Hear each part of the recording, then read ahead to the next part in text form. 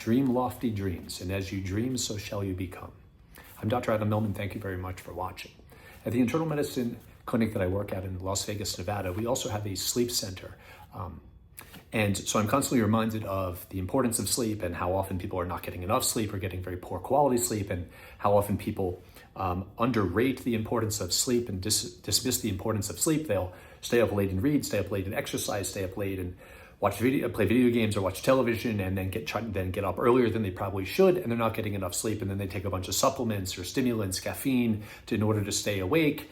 And what they really should do is just get more sleep. I think people probably don't realize how important the sleep is for the regulation and cultivation of your circadian rhythm, and how it affects the either decrease or increase in serotonin levels in their brain, helping them to emotionally handle stress and anxiety better, and also the ability to experience positive emotion more likely. When your sleep is diminished or fragmented, you are less able to handle stress. You're more likely to be depressed. You're more likely to not handle anxiety as well. So very important to get the sleep, and do not underestimate the importance of it. No amount of supplements and stimulants that you can take will replace the importance of getting the right amount of sleep for your emotional and physical health. If you don't get enough sleep, you're more likely to succumb to depression. You're more likely to have high blood pressure. You're more likely to have heart attack, stroke. And the biggest one, unfortunately, I think people don't realize, is dementia, or high risk of dementia. So I'm constantly reminded of the importance of sleep, and also the importance of dreams. Dreams when you're asleep, but also, so the dreams are very important, sleep is very important, and dreaming is very important while you're asleep, but dreaming while you are awake is also very important. Recently, I was outside of the Rodin Museum in Philadelphia with my son, David, and of course there stands his famous sculpture of the thinker, where there's a man like this looking down, and it reminded me the importance of thinking, and combining this with the importance of dreaming, to think and to ponder and to wonder. And it reminded me of a wonderful passage that I came across in James Allen's As a Man Thinketh. It's one of the most amazing things I ever read. It's in the chapter called Visions and Ideals, and I just wanted to read it to you. It's about the importance of dreaming while you're awake, not when you're asleep, but when you're awake. The chapter is called Visions and Ideals.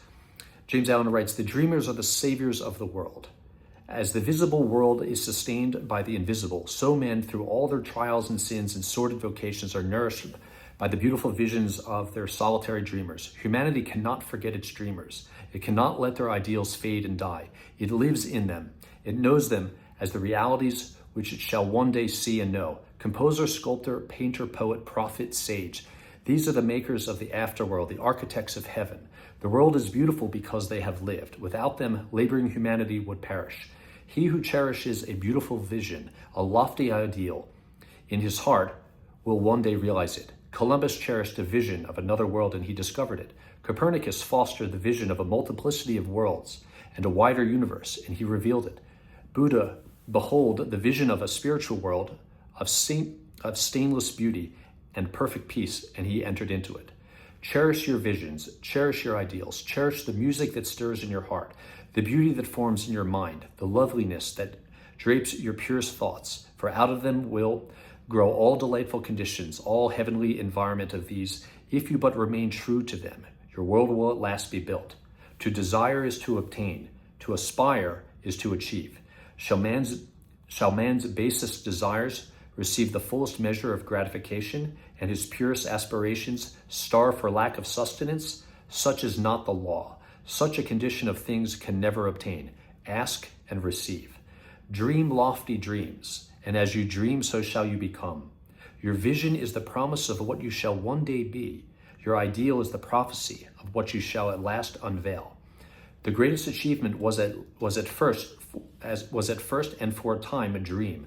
The oak sleeps in the acorn. The bird waits in the egg. And in the highest vision of the soul, a waking angel stirs. Dreams are the seedlings of realities. Your circumstances may be uncongenial, but they shall not long remain so if you but perceive an ideal and strive to reach it. You cannot travel within and stand still without. And let me emphasize again, dream lofty dreams. And as you dream, so shall you become. Your vision is the promise of what you shall one day be. Your ideal is the prophecy of what you shall at last unveil. So the importance of dreaming while you're asleep is well known, but the importance of dreaming while you're awake should not be underestimated. All great things that are in existence today, everything that we have, first started as a dream. As James Allen writes, the oak tree sleeps in the acorn. The massive oak trees that we see were at once inside of an acorn. And that same potential is in each one of us. The ideas that you have is where the greatness begins. But what is the important thing? To believe in yourself, to believe that what you dream can come true, and to act. Because the miracle doesn't come through philosophy and attitude. The miracle comes through action, through discipline. Rabbi Wein spoke about this recently, the story of Pinchas, who had an idea, he saw what was wrong, and he took action. He didn't just think about it and ponder, what should I do? And let me ask 20 people all of their opinions, and they're not really going to know. And people will often ask people that have no more insight than the average person. They'll ask a cab driver what they should do with their life, but they won't sit and ask themselves. They won't ponder and ask themselves, what should I do? How should I act? What is important to me? How can my life be better? What do I want out of life? All of the wonderful things that exist in this world that have been created by human beings, the most amazing creature ever created in this world is the human being, because of the human mind and our capacity to dream, to wonder, and then carry out our dreams and to bring them into fruition. But you have to first dream it in your mind and believe that what is possible for other people is also possible for you. People look at me and say, well, should look and say, well, if Dr. Millman can think it, then I can think it. If he can read the book, I can read the book. If he can understand it, then I can understand it. If he can learn, then I can learn. And that is the attitude that is so very important, that makes your life potentially much more fulfilling. To think that what is possible for other people is also possible for you. You're created with an unbelievable capacity to think and wonder and reason and understand and create. But I think people dismiss what they have. What you were born with is the most amazing supercomputer that could ever be created, and there's nothing like it in existence, and there probably never will be.